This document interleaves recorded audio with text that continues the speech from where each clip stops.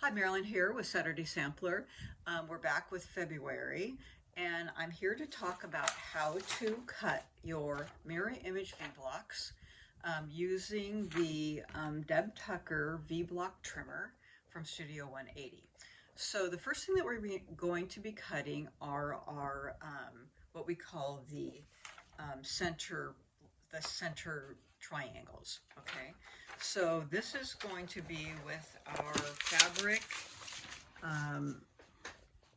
12, and so you're going to have your long width of fabric, and the first thing you would have to do is cut it down to 5 inches. So I've already cut down my strip to 5 inches, and then I am following their information sheet.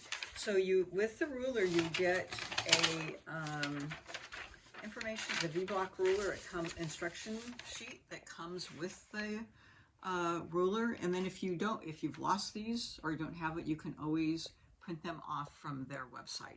So this comes with it. And then I'm using the instructions for a right-hander because I'm right-handed, but they also have the cutting for the right-hand trimming and the left-hand trimming. So I'll be demonstrating it as a right-hander. Okay, so this is cutting the center triangles. So this is a demonstration for this. So I've taken my my strip, and it is folded at the fold. So this is the fold right here, and this is the edge right here. And I haven't cut off the selvage, so this is the selvage here. So I'll just be pulling it in from the selvage. And so I've taken this and I folded it over, and it's measuring about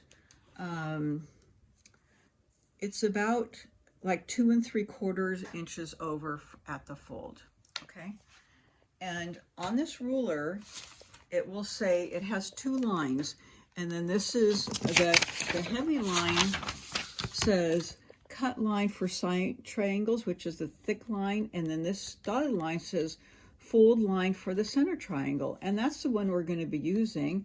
And then right here it says cut strips 5 inches, which is what we're using because we're doing a 4-inch finished block, 4.5 unfinished, 4-inch finished.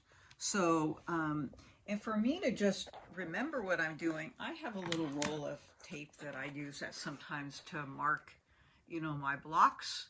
So if you don't have that tape, you can always just put a little dab of fingernail polish that will come off with fingernail polish cleaner. And I'm just going to stick it there so I remember where my line is, or you can just be really good at watching.